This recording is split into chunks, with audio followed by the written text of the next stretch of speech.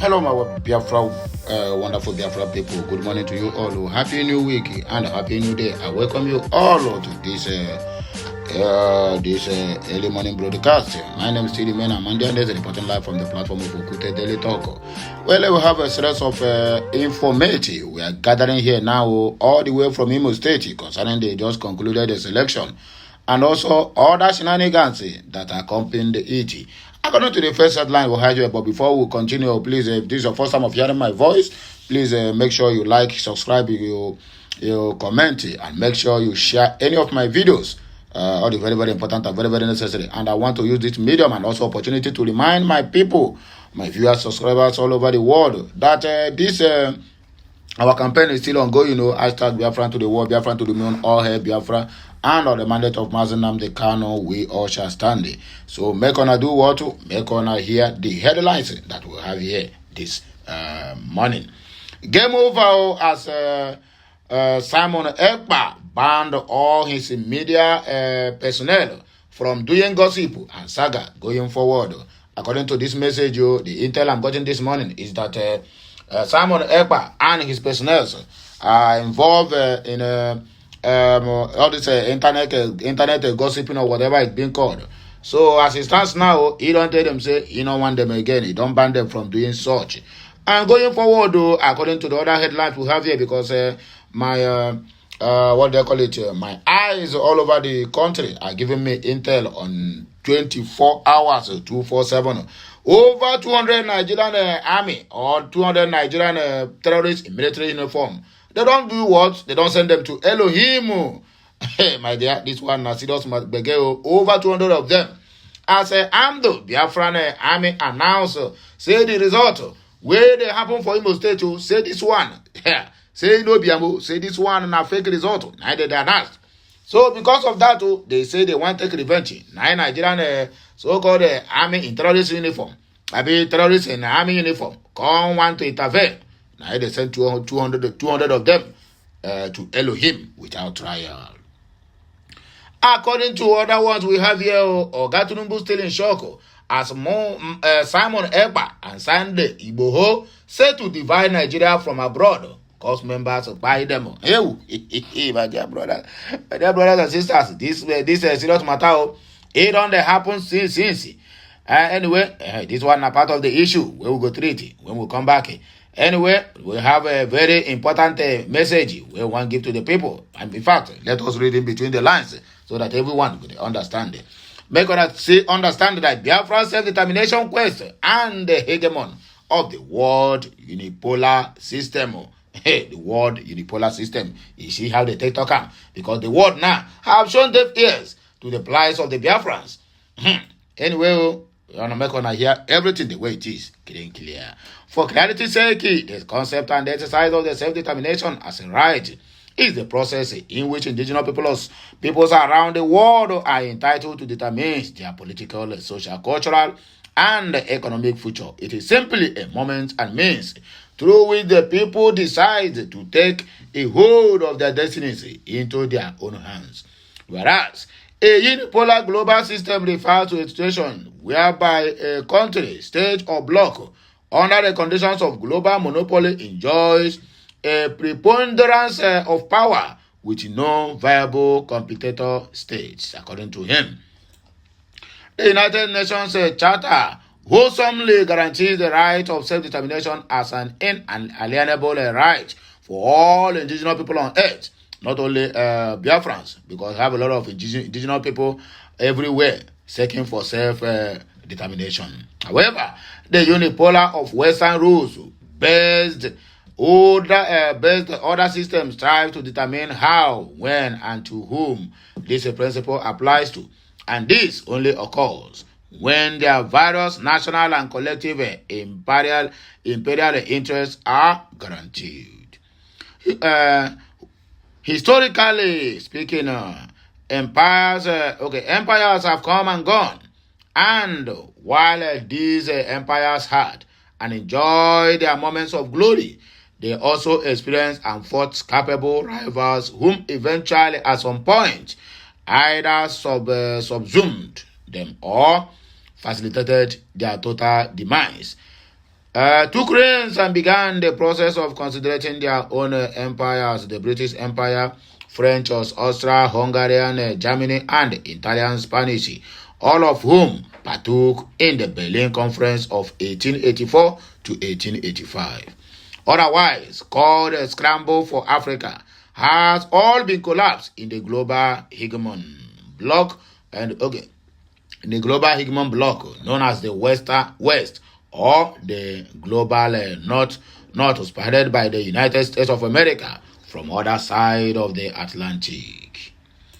Hence, we aim to elaborate how the Western rules-based order system operates solely on capitalists, profiteering rather than established principles as it claims on the surface. The ongoing wars in Ukraine and Gaza shall be cited, but not without highlighting the stark hypocrisy it exhibits by maintaining dead silence in the open, while covertly supporting the Nigerian government to criminalize and suppress the possible call for a referendum for the indigenous people of Biafra, seeking self-determination in eastern Nigeria. Both narratives will be placed on parallel lines for simultaneous evaluations of one piece.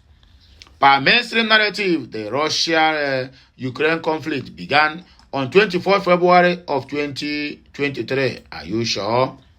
Although, from the Russian viewpoint, the war started much more earlier, in the light of the infamous maiden institutional coup of 2014, which saw the democratically elected president of Ukraine overthrown by the popular Western-backed color revolution and the installment of a more hawkish and aggressive government towards Moscow, coupled with the witch hunt of ethnic Russians living in eastern Ukraine.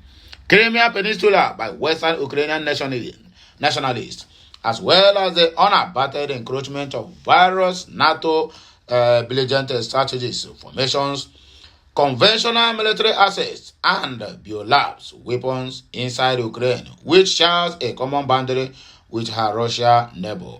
As the rift between the two countries entitles, Western NATO military alliance led by the USA and the Russia Federation continue to spill without control, according to the news.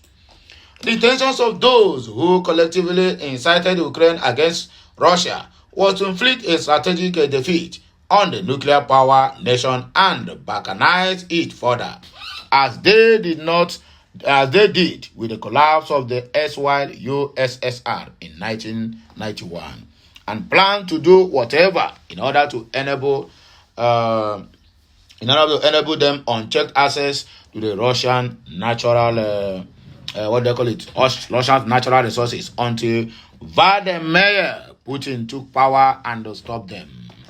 Wow, all these ones, monitoring spirit, that's all the TikTok am.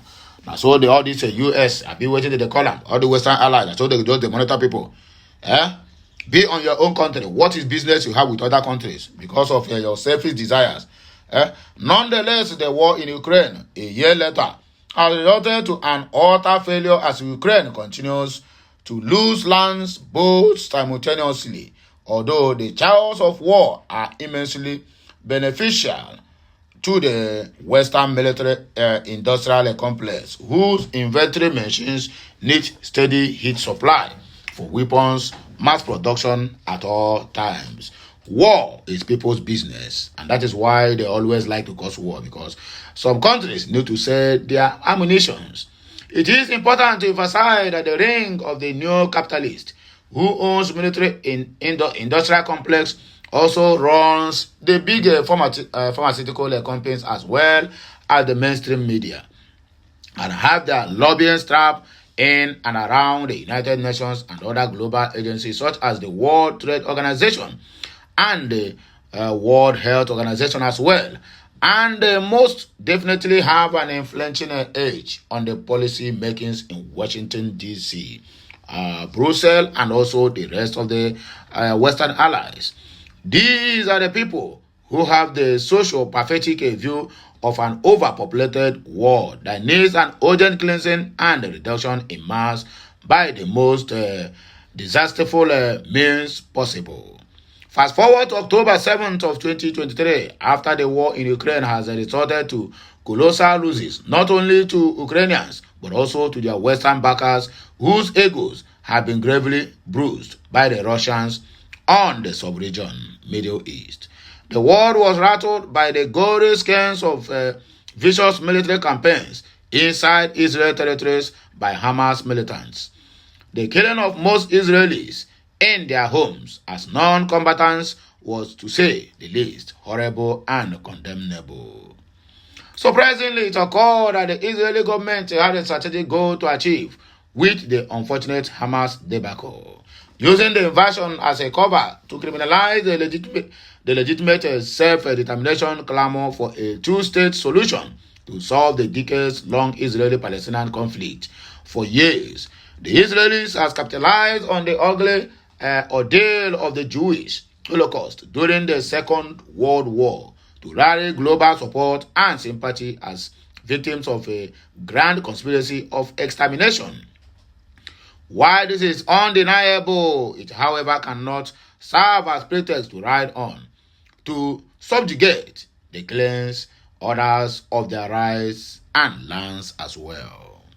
Acknowledge that the Palestinian struggle have more or less over the years fallen into the geopolitical interests of Israel's foes and are therefore weaponized and fashioned to suit their interests. Nonetheless, these issues can be resolved amicably before it spills into a regional conflict like the Israeli-Arab War of 1967 and the Yom Kippur War of 1973. This time around, it would be more catastrophic as the sophistication of the then in terms of military and theological compared to now are simply incompatibility, according to the news. The Jewish Holocaust was indeed a colossal tragedy where an estimated number of 6 million Jews were slaughtered by the Nazis, and on this premise do the contemporary Israel stands to unleash their venom immeasurably on Hamas militants and the civilians alike residents in Gaza Strip. But comparatively, Africans have experienced much tragedy greater than the Jewish Holocaust. We are experiencing it on daily basis in this contraption called Nigeria, while the so-called United Nations turn deaf ears to our pleas. From the era of the transatlantic slave trade, which lasted for over 400 years, down to the European colonial era in Africa, where millions of Africans lost their lives. For instance, in Congo, which the Belgian King Leopold II took as his personal property, he massacred over 15 million Congolese mercilessly. It is the subsequent but less acknowledged Biafra genocide of 1967 to 1970, where the conservatively estimated number of 3.5 million people, mostly children, were killed with the most horrible means, starvation. Should all these people weaponize their ugly ordeal and make an opportunity of it? Should the Congolese begin to launch revenge attacks on present-day Belgians across Europe and elsewhere? Should the Biafrans begin to engage in indiscriminately violent attacks, even suicide missions, on the coalition of nations, primarily the British that rallied them? Who conspired to exterminate them 50 years ago? Of course, the world scornfully objected to this. In May of 1969, at the height of the Biafran genocide, oil explorers from Italian oil company ENI allowed into Biafran, precisely in Kwale, present-day Delta State, were sabotaging the state by giving out information on military information to the invading Nigerian troops. They were arrested by the Biafran security forces and world came to quake. But this was the same world who turned a blind eye at the government in Lagos and the British exploited starvation as a legitimate weapon of war against the incapacitated Biafrans that are helpless. The world come to an unipolar state on the issue of Biafra in the 20th century because of the different resistance of the Biafrans who fought with almost nothing from the outside for 30 months. Today, the Western war hawks plays both sides by support Israel with military armaments. which in turn compels the opponents to equip Hamas and other militant groups like Hezbollah in Lebanon and the Houthis in Yemen to keep the fighting going. This is in the ultimate benefit of the military-industrial complex and socio-pathetic globalists who wants the world depopulated. Anyway, according to them, the only means to disarm those who have taken the world hostage for their imperial interests is to support the Global South Coalition for Peace, led by the East Pole, that's the BRICS, where justice, mutual cooperation, and benefits is the watchword. This is the only guarantee for peace, not only in the Middle East, Ukraine, but also in the West Africa, Nigeria, where a time bomb is also ticking speedily again. This message is written by Mazi Daniel Chibueze, edited by Eneni Anwite Yagbonyoku Ikechukwu for the Family Writers Press International, and I myself, Okute Daily Talk, is the reporter reporting live from the platform of Okute Daily Talk News. Have a nice day and help me share this message, like it, comment on it, and make sure you keep subscribing to my channel for more interesting videos coming your way. I never change, and I will never change. Please, our campaign is still ongoing. Hashtag Biafran to the world, Biafran to the moon, all hail Biafra, and on the mandate of Mazi Nnamdi Kanu and all our fallen heroes, we all shall stand. Hashtag free Mazi Nnamdi Kanu now. Lastly, hashtag free Biafrans now. Until I come your way again, I still remain one and only Amanda Neze from Okute Daily Talk. Bye for now. Kemesiano.